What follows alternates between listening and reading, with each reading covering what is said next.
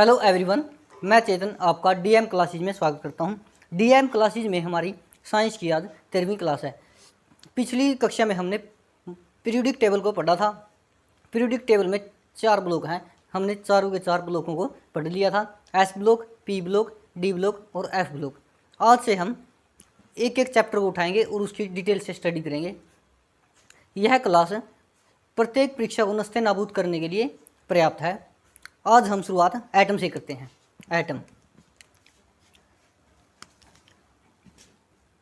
Atom जिसे हम परमाणु कहते हैं। एटम की खोज सर्वप्रथम 2500 साल पहले महर्षि कनाद ने की थी। महर्षि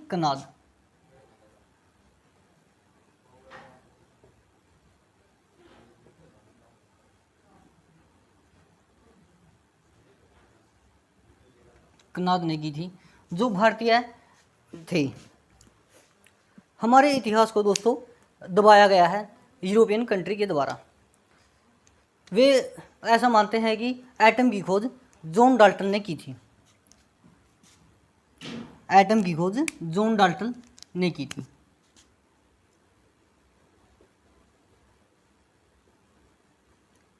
discovery bye John Dalton.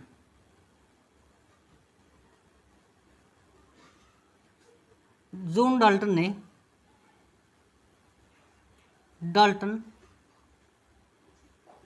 Atomic theory दी थी। Dalton atomic theory. परंतु हमारे इतिहास को यूरोपियन कंट्री के द्वारा दबा दिया गया है। वे कहते हैं कि एटम की खोज जॉन डाल्टन ने की थी, लेकिन भारत के निवासी महर्षि कनाद ने इसकी खोज 2500 पहले कर दी थी। एशियन कंट्री हैं जो यूरोपियन कंट्री के साइंटिस्ट से ज़्यादा ज्ञान से भरे हुए वैज्ञानिक हमारे एशिया में रहते थे।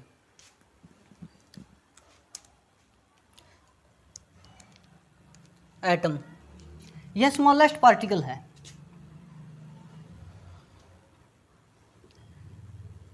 Smallest particle atom. और सिग्नेचर ऑफ चार्ज की बात करें हम एटम में, signature of charge, signature of charge electron को कहा जाता है। इलेक्ट्रॉन को कहा जाता है। इलेक्ट्रॉन के अंदर क्वार्क पाए जाते हैं। प्रत्येक इलेक्ट्रॉन के अंदर क्वार्क पाए जाते हैं। इलेक्ट्रॉन के अंदर भी, प्रोटॉन के अंदर भी और न्यूट्रॉन के अंदर भी। हम इलेक्ट्रॉन और प्रोटॉन न्यूट्रॉन की स्टडी करते हैं और इनकी डिस्कवर के बारे में जानेंगे।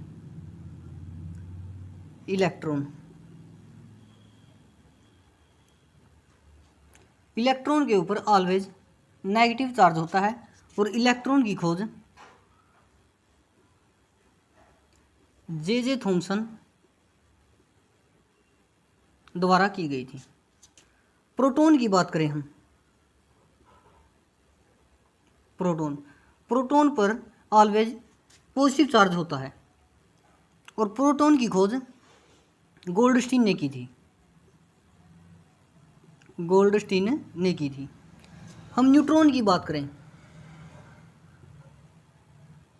जिसे हम N से डिनोट करते हैं, और न्यूट्रॉन की खोज जेम्स चैडविक ने की थी।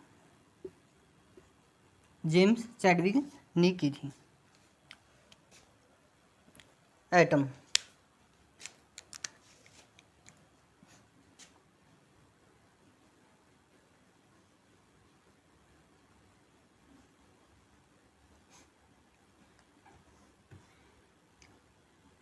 एटम की बात करें हम, एटम के अंदर न्यूक्लियस होता है। एटम के अंदर न्यूक्लियस पाया जाता है और न्यूक्लियस के अंदर प्रोटॉन और न्यूट्रॉन पाए जाते हैं। न्यूक्लियस के अंदर प्रोटॉन और न्यूट्रॉन पाए जाते हैं।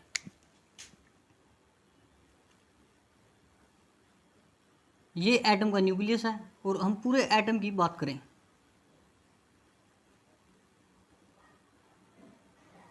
ये हमारा एटम हो जाएगा। एटम हमारा स्मॉलेस्ट पार्टिकल है, स्मॉलेस्ट पार्टिकल यानी जिसके हम टुकड़े नहीं कर सकते हैं।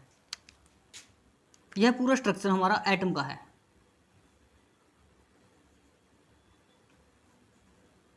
एटम यानी परमाणु।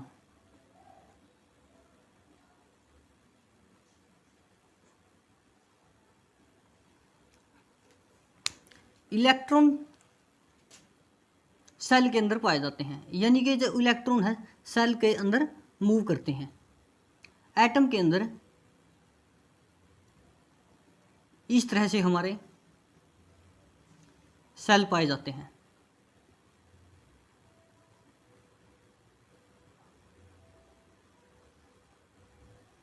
सेल पाए जाते हैं, इन सेलों में ही इलेक्ट्रॉन मूव करते हैं।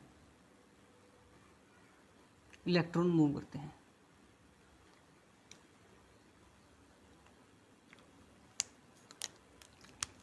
जो हमारा ये अंदर वाला पार्ट है इसे हम न्यूक्लियस कहते हैं, यानी केंद्रक। हिंदी में इसे हम केंद्रक कहते हैं।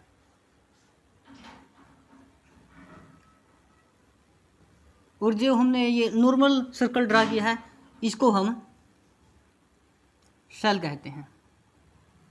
सेल कहते हैं।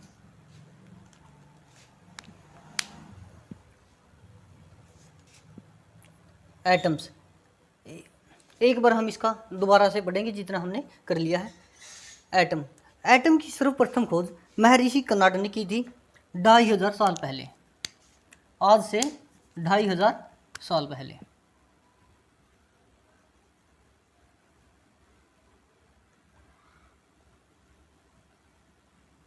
ईयर्स, महर्षि कर्नाड। इसके बाद जैसा यूरोपियन कंट्रीज के साइंटिस्ट कहते हैं कि एटम की खोज जॉन डाल्टन ने की थी। जॉन डाल्टन, क्योंकि जॉन डाल्टन ने डाल्टन एटमिक थ्योरी दी थी। Dalton atomic theory. हम स्मॉलेस्ट पार्टिकल की बात करें, सबसे छोटा एटम होता है एटम। एटम जिसके और टुकड़े न किए जा सके, जिसके और टुकड़े न किए जा सके।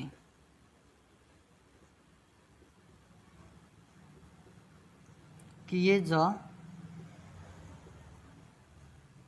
सके। Signature of charge, signature of charge electron को कहते हैं। एटम के अंदर इलेक्ट्रॉन, प्रोटॉन और न्यूट्रॉन पाए जाते हैं। इलेक्ट्रॉन, प्रोटॉन और न्यूट्रॉन पाए जाते हैं। इलेक्ट्रॉन, इलेक्ट्रॉन की खोज जे थॉमसन ने की थी। और प्रोटॉन की बात करें हम, प्रोटॉन की खोज गोल्डस्टीन ने की थी। और न्यूट्रॉन की बात करें हम, न्यूट्रॉन की खोज जेम्स चैडविक ने की थी। James Chadwick.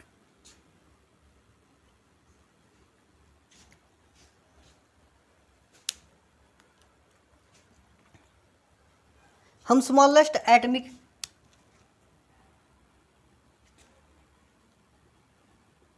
Smallest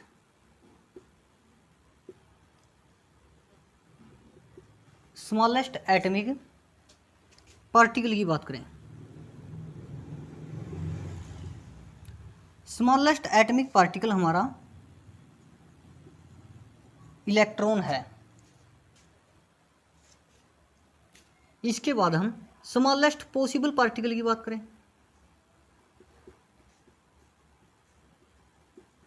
smallest possible particle हमारा बोसोन है। स्मॉलेस्ट पॉसिबल पार्टिकल हमारा बोसोन है। क्वांटा ऑफ चार्ज,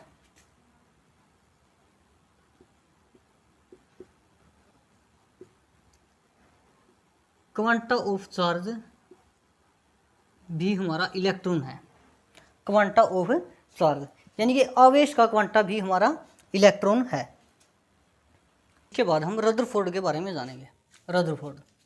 रदरफोर्ड नाम के साइंटिस्ट ने एटम को गोलाकार कहा।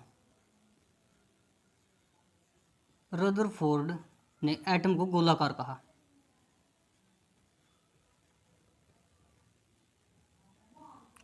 कहा। एटम एक सबसे छोटा पार्टिकल है जिसे हम पावरफुल माइक्रोस्कोप के द्वारा ही देख सकते हैं, अन्यथा हम नंगी आंखों से एटम्स को यानी परमाणु को हम देख नहीं सकते। इसके बाद हम बात करेंगे इलेक्ट्रॉन, प्रोटॉन और न्यूट्रॉन। इनके अंदर क्वार्क पाए जाते हैं। इलेक्ट्रॉन, प्रोटॉन और न्यूट्रॉन के अंदर क्वार्क पाए जाते हैं।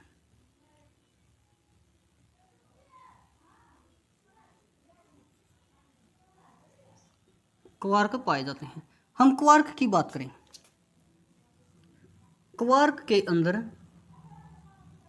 क्वार्क में बोसोन पार्टिकल पाए जाते हैं। Boson, SN. बोस, ये हमारे भारतीय वैज्ञानिक थे। बोसोन पार्टिकल,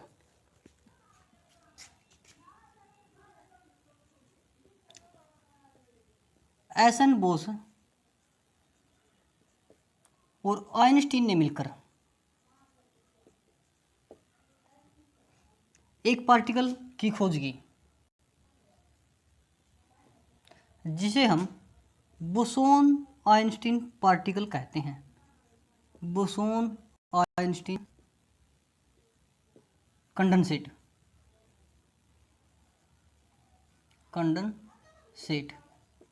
यह पदार्थ की पांचवी अवस्था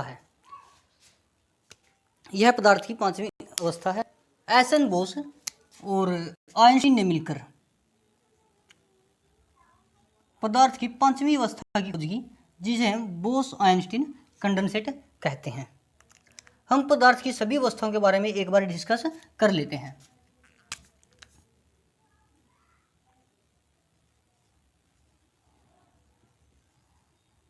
मैटर, पदार्थ, यह सॉलिड होता है, सॉलिड फॉर्म में पाया जाता है, लिक्विड फॉर्म में पाया जाता है और गैसीय फॉर्म में पाया जाता है।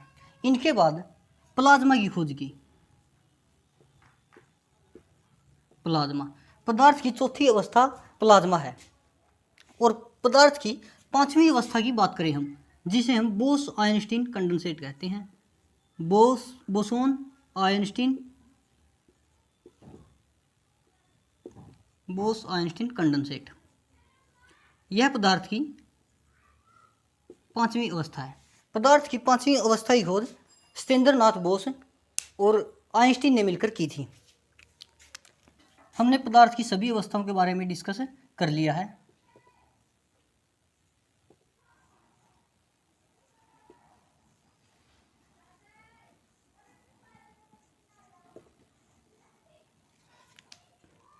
इसके बाद हम एस.एन. बोस, जो हमारे एस.एन. बोस थे, एस.एन. बोस ने कहा था कि क्वार्क के अंदर गोल्ड पार्टिकल पाए जाते हैं।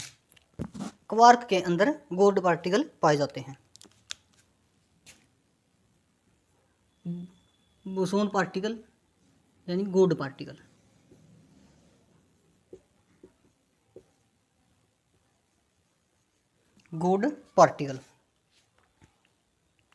गोल्ड पार्टिकल का प्रयोग CERN लैब में किया गया था। गोल्ड पार्टिकल के प्रयोग यानी जो इसके एक्सपेरिमेंट थे उनका गोल्ड पार्टिकल के प्रयोग CERN लैब में किया गया था। CERN लैब, यह स्विट्जरलैंड में पाई जाती है। स्विट्जरलैंड में है।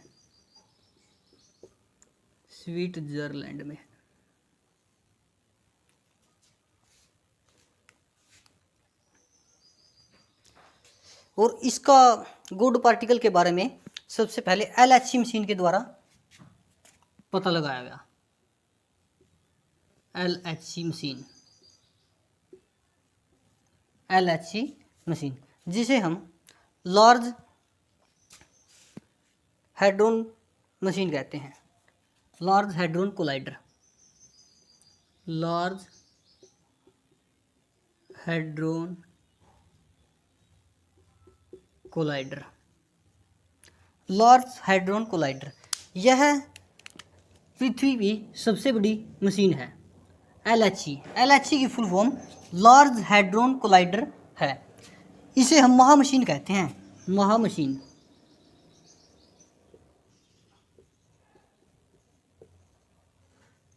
वैज्ञानिकों द्वारा आज तक की सबसे बड़ी मशीन LHC मशीन है, जिसे हम लार्ज हैड्रोन कोलाइडर मशीन कहते हैं। इसे हम महामशीन भी कहते हैं।